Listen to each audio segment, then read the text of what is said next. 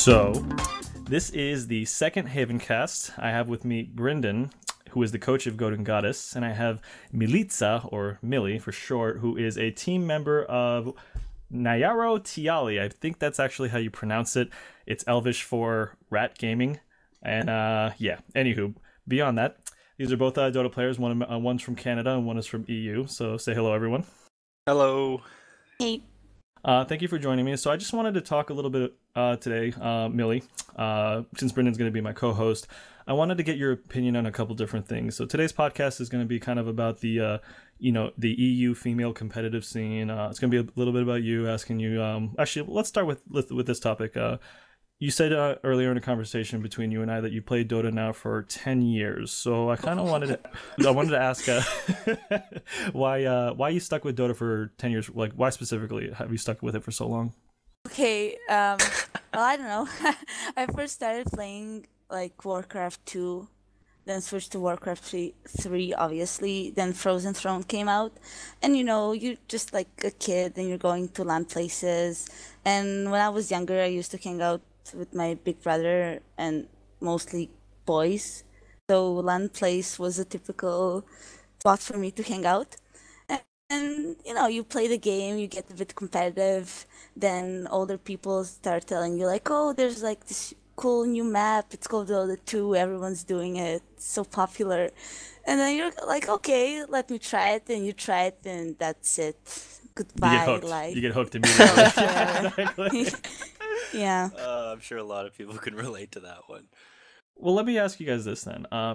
So let's start with you, Bryn. How many hours do you actually have logged in on Dota 2? And this includes Smurf accounts. So Okay, you estimate. Smurfs and main accounts? Yes. Are we talking like time in the game, or like time of idled it, or what? Let's talk time you've been in the game. I want to know exactly how many hours of your life, not wasted, but you've wasted. Not wasted, but wasted. So yeah, if you can ballpark. Ballpark, I'd say about 5,000 hours in Dota 2. Goodness gracious. I And you could played have Dota learned- 1. Yes, I could have learned like 2 or 3 languages by now. This is true. What about you, Millie? What about you? I'm actually logging into my Steam account right now because I have no idea. Okay, I have 2.3k hours on this account, and I had an old account with I would say 1.5k hours, so like 4 or 5k hours in total. That on is Dota 2. ridiculous. That's all I Right. gotta say. You might still have a future ahead of you. Me, unfortunately, I've wasted too much. Yeah, but you're still in your teens. You're fine. I mean, nothing compares to my measly 39 hours that I have in this game. So, and that's like I've only played maybe 6 games to completion. I exit out of a lot of them because I just don't. The reason why like I never stuck with MOBAs is because I need to be able to get up and do something and use the restroom. So you can't really do that in a game because you let the team down if you leave. So pretty much what I'm trying to say is I'm not commitment material. I'm sorry, ladies. I will escape at some point. But anyways, no, that's cool though that you guys. I mean, you guys love the game. You guys are on teams now, and I know the dream for any guy or girl who's on a team is to become a professional or semi-professional, make some money off of it at some point. So I wanted to ask you, Millie, what is the EU female scene looking like for girls? I mean, obviously esports is growing in the the female department. I know, like, a lot of girls are playing Dota. There's a couple of different Dota groups out there, like Dota 2 female and Dota 2 girls. So I wanted to get your take on it. Like, is it more popular in Southeast Asia that you know of, or Europe, or just any feedback? You're asking me about the male Dota 2 scene from a female point of view, right? No, I'm 'Cause asking you about the mixed a few female. questions about I female. apologize. Okay. Yeah, It's go fine. ahead. Well, when I started playing, like in Dota 1, I knew 5 girls in total, including myself, in the whole fucking world. So that was pretty awkward back then. But maybe I started playing, or at least try to play competitive, like 2 years ago. And I joined my first team, female team, which is Queens of Paint. They're still playing together, so you can check them out on Facebook and on Steam. When we started playing together, we knew of maybe like three more teams in Europe that were playing, and a few more teams in Russia. And I don't know, only famous Asian Dota 2 female team was PMS Asterix. I think it's pronounced Asterix. They've been together for, I don't EMS. know, yeah, 5 or 6 years. They've been also playing Dota 1, and they were and still are the most known female team on Dota, period. But the other female teams besides them that are kind of known are the Russian girls team. Dota and Dota 2 in Russia is a huge deal. I mean, I think you all know this. But the best part of it is because the girls playing Dota are really dedicated and committed to it. Been playing together forever. And one of the reasons I think that is like that is because they have a lot of support, not just by the community, but also by sponsors like Moscow 5, Navi, I don't know, just all major Russian, Ukrainian organizations have also sponsored the female team. That's, like a huge motivation for them to keep playing and keep getting better. Because in Europe, you don't have that. You just don't have that.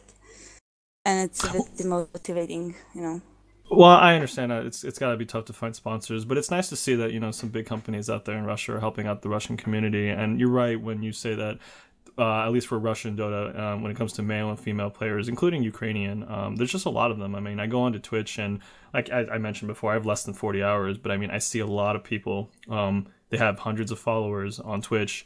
They have sponsors or they have people, donating money because they have the donation counters.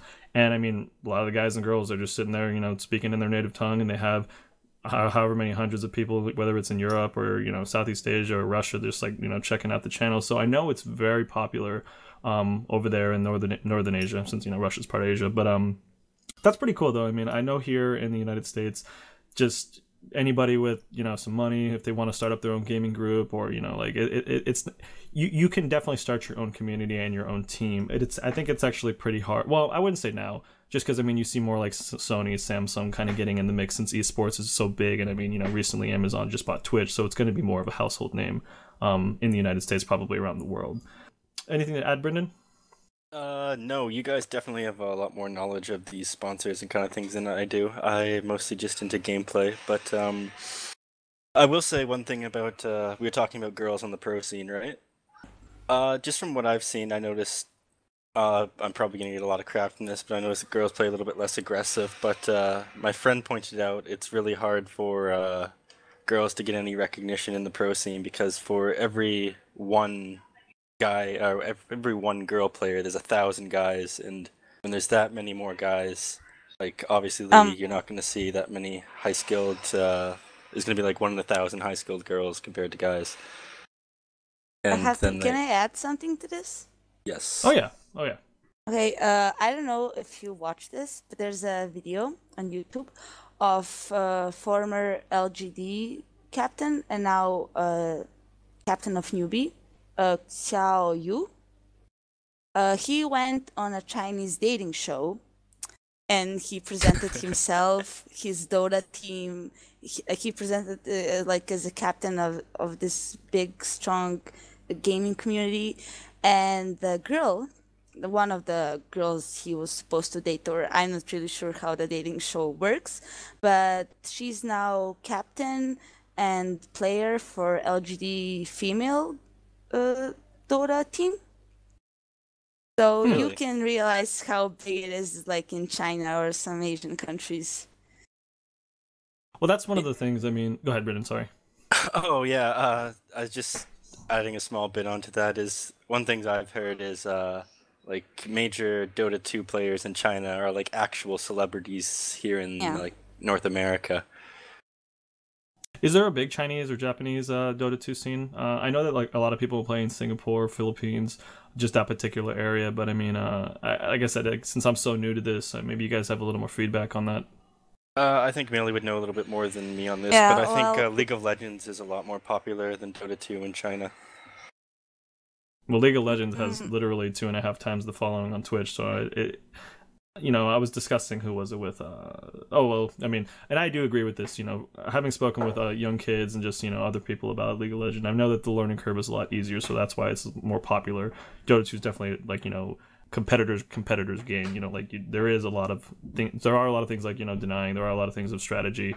It's and there's also a lot of items that you have to activate. I think it's like over 80% of the items or something like that are activatable in Dota 2, whereas everything not everything, but like 70 to 80% is all passive in League of Legends. So I know it's a lot more popular around the world.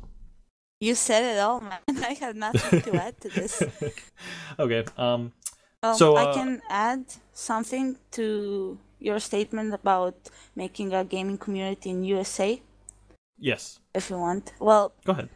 In my opinion, I'm from East Europe, from Serbia. I don't know if you've even heard of it. It's a really small country.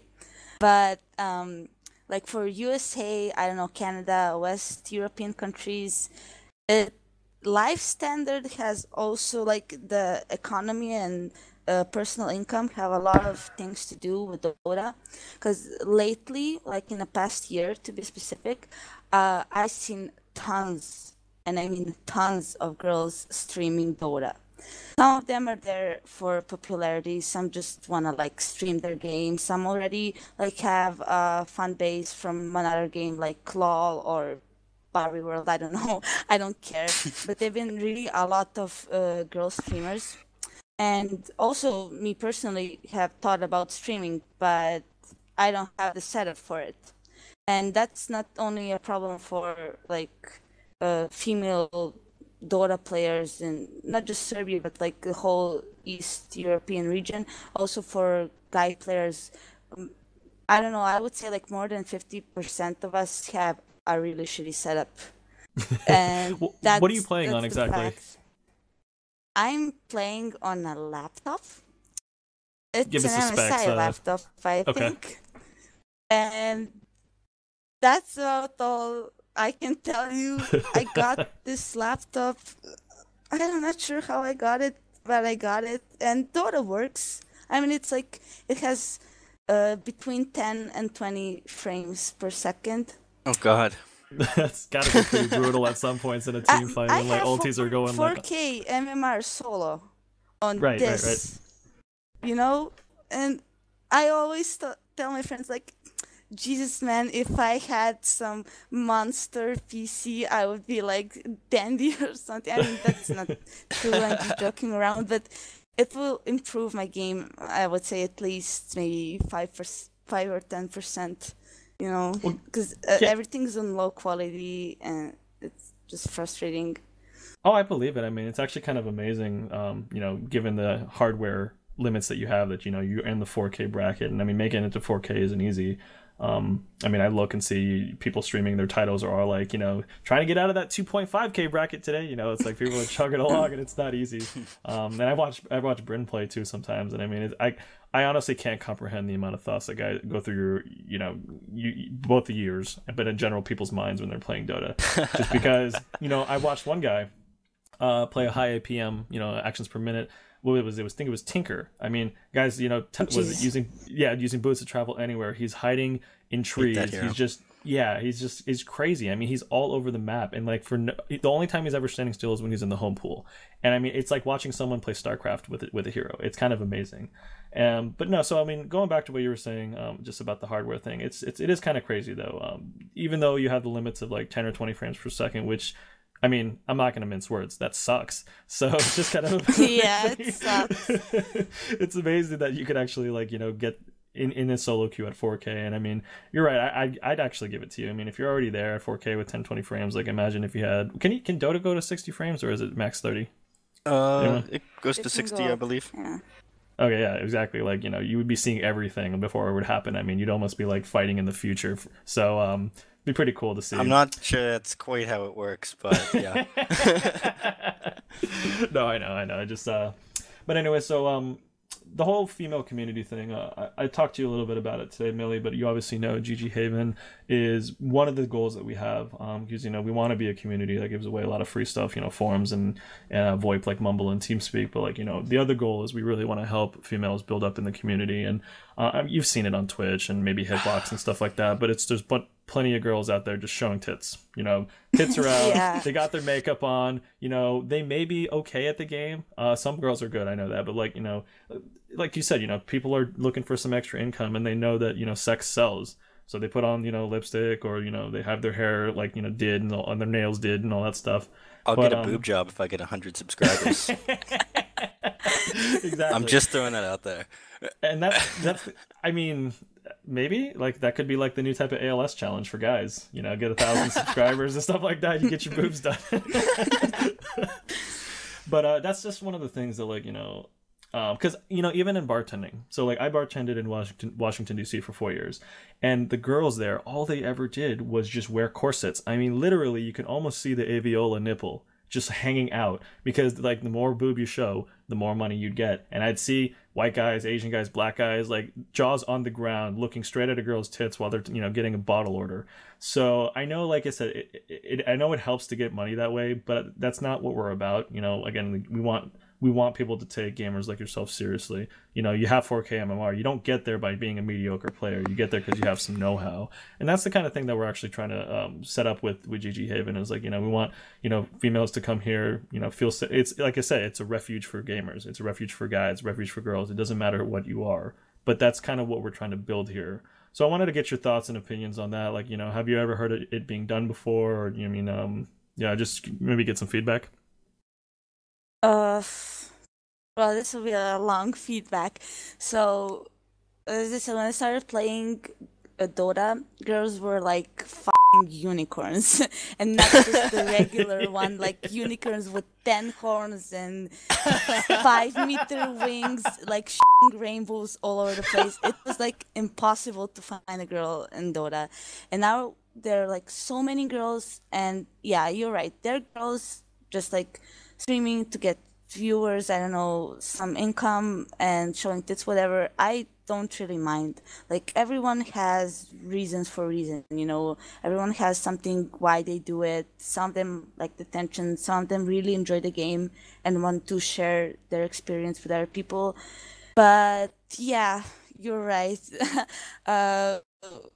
Me personally and my team, I can say we are a bunch of cute girls. I'm not gonna be that modest, but for us, it's mostly about the game.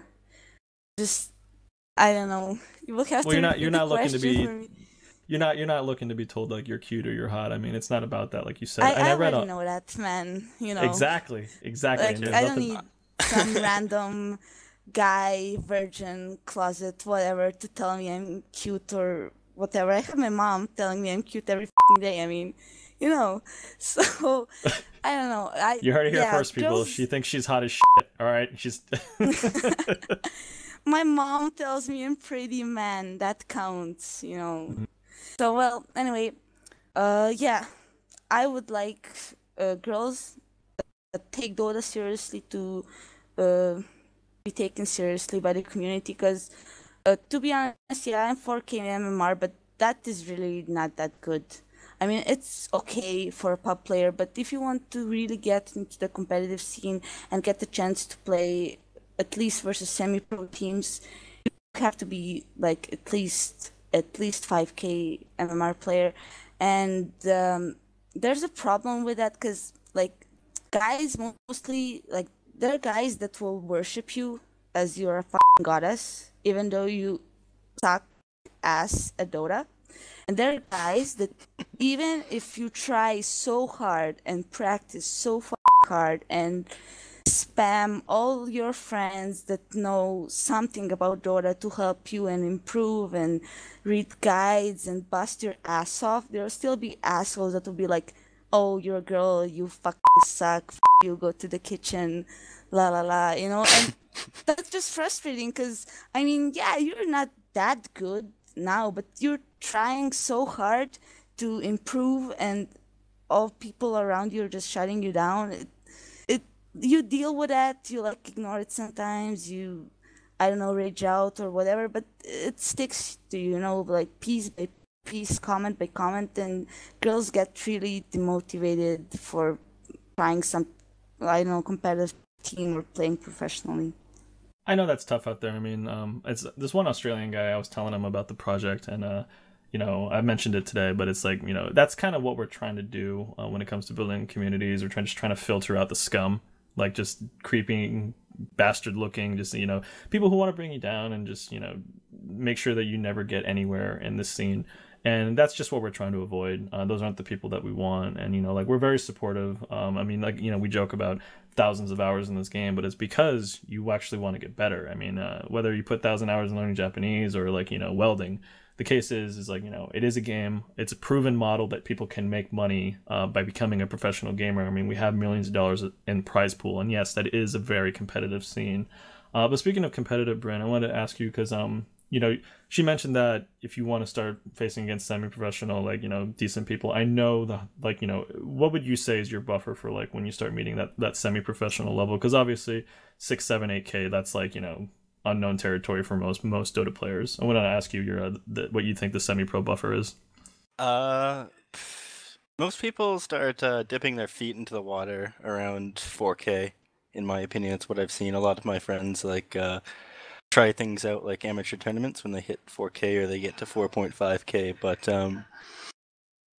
it's not really until you hit 5K MMR where people take you seriously. That's my opinion. Like, you won't get into any professional tournaments, or you won't get, like, nobody's going to offer you anything being 4K MMR.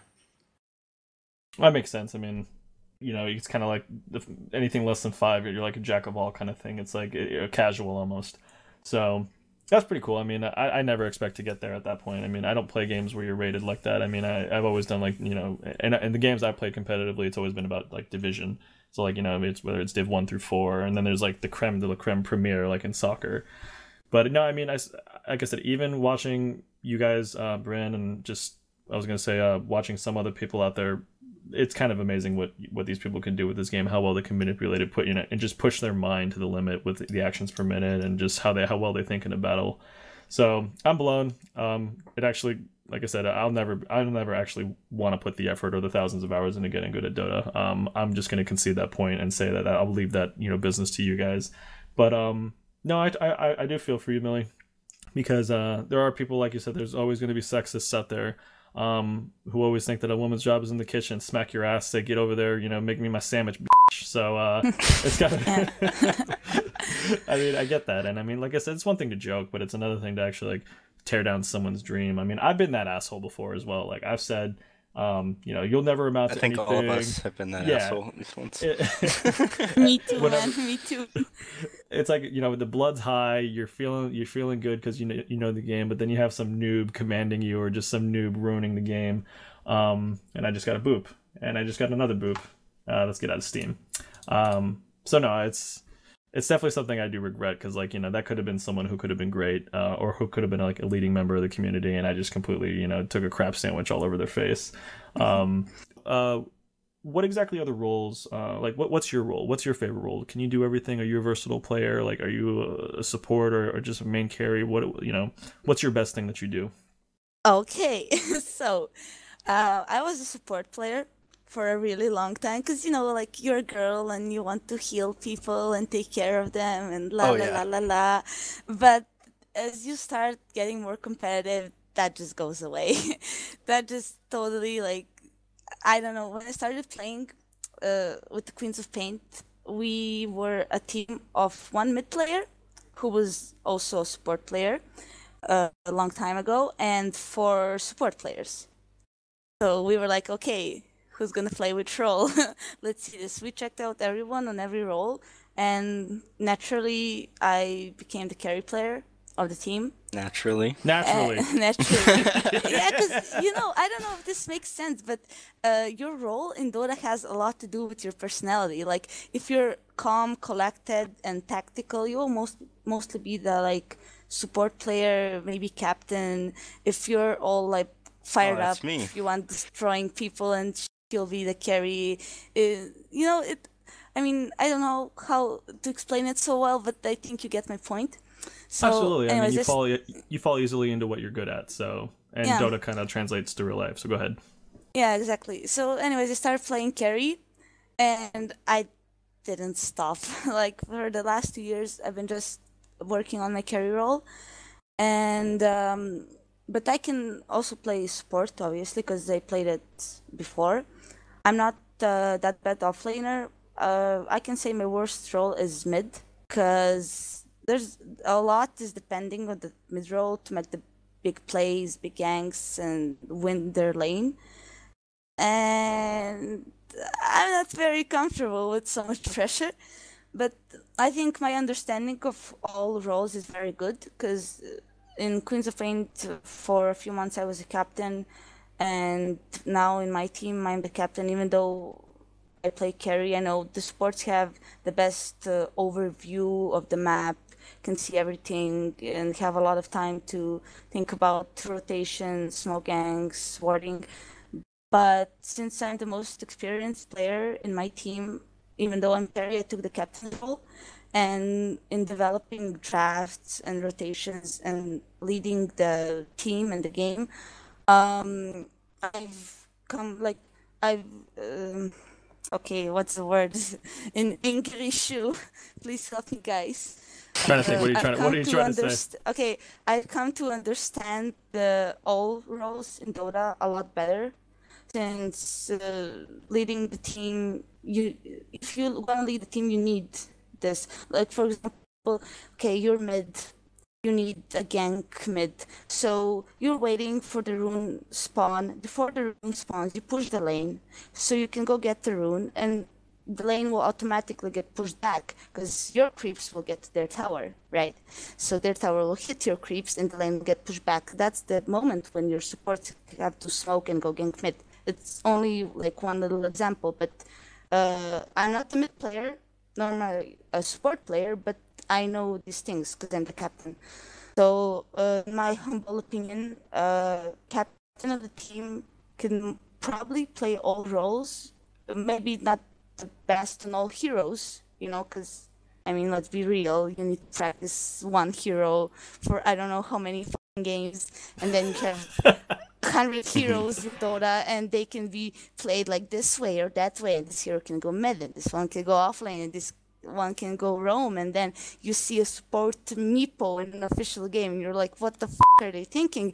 And, I hope this answers your Keep going. question a bit. No, No, it please. does. No, it does. What was I going to ask you though? Well, I guess for a final thing, we've been speaking for about 30 minutes now. What advice would you give to the female Dota scene out there? I mean, you've been around for 10 years, and you've gone from a unicorn to just a dime a dozen. So, what kind of advice would you give to someone starting out, or someone who maybe wants to push that 3-4K bracket into getting into a mixed team or an all-female team? But mixed teams don't work. I can explain you why, but then this will be a really long conversation. Let's go for it. Anyway. Let's take it down. Go ahead, and then you can tell me the tips for the females. I've Okay, played a mixed team before. The shallow explanation of a mixed team is, you're a girl, either they will hate you because you suck or you're worse than them, or they will hate they will hate you because you're better than them, or they will all fall in love with you, or you would be in a team with, let's say, your boyfriend or your girlfriend and 3 other guys or 2 girls, and it just doesn't work out, man. On personal relations, you have to be really, really good, close friends in order for it to work. But also, there's a problem with sponsorship, because if you're on a full guy team, you have to be really good to get sponsors. But if you're on a girl team, you don't have to be that good. I mean, of course, you have to play some tournaments, have basic knowledge about the game, but you will get sponsors just because you're girls and you're good to use for promoting. I think it's because you're a grill, if I'm not mistaken. That's the proper. Yes. I mean, it's a Twitch TV term. Yeah, it's the sad truth, but it's the truth. I'm not gonna sugarcoat it. Sponsors either look for a guy team with fantastic results, or a female team that are like, I don't know, cute girls playing Dota. They're okay, semi good. I don't know. And that was not the question. What was the question again? Well, you actually partly answered it. It was what tips would you give to females out there who maybe want to get into the competitive scene? Okay. Well, first thing is first. If you're not passionate about the game, you're not going to be able to do anything. Because really, all these years, it's been my first drive. Like, as I told already, I've been pushed down a lot of times. I had so many failures in the past. But I always go back to Dota because I love it. I'm addicted to it. I love it. I need to play it. It's a need, like when you have to eat or go to the toilet or something. So even though you get pushed down a lot of times, you go back to it. So if you're not passionate about it and you want to play competitively, just forget about it. That's the only thing I can say. Really. I got a couple tips for not just females, but anyone trying to improve their game a little bit. Please. First, I want to start off. A lot of people they play and they play and they play, but you play and you play and you play. You're gonna play a lot worse. You're ignoring the needs of your body, so make sure you stay hydrated. You go to the bathroom, and you're not sexually deprived. I've been there before. Yeah, it doesn't feel good when you go on a 6-hour binge and you've forgotten to drink. Go ahead. But yeah, that's a huge thing. It's just the mood that you're in when you're playing the game. Like you'll start getting really angry and blaming your foreign allies on your team that don't speak your language or whatever it is, and they'll just start playing worse and worse. And English, on top of do you speak it? Sorry. Exactly, and on top of that, just in a game that you feel like you can't win, and you're losing it really bad, you're looking at all the mistakes that your allies are making, but you can't control their actions, and you need to realize it. And the only way you can be able to win these games is if you instead look at yourself and minimize any mistakes that you're making in the games. Like, no matter how bad your allies are screwing up, you can't control their actions. Just focus on improving the game, your own game. I like that. I mean, because it is a team Those are really game. good advices. Basically, and I know them already. Well, But, that's the it's advice really of good. somebody who's wasted thousands and thousands of hours. Yeah, you're 100% right. Well, you don't want to be one of those Korean guys who play the, flight simulators or StarCraft 2 when they die of dehydration. So we haven't had one of those in a while, but I hope that it doesn't happen in Dota 2, or maybe I'm wrong. But no, yeah, definitely good advice, Bryn. So anyways, thanks for joining us, guys. We're going to close out. Again, this is Milica and Brendan. Brendan is the coach of Golden Goddess, and Milica is the captain of Nayaro Tiali. I hope I'm pronouncing that right. And you can find them and you can find them at facebook.com/Nayaro Tiali. And yeah, thank you for the podcast, guys. Thanks for joining us, and I really do appreciate you helping to build the GG Havencast. Thank you very much. Amen. Good luck. Appreciate it. Bye, everybody.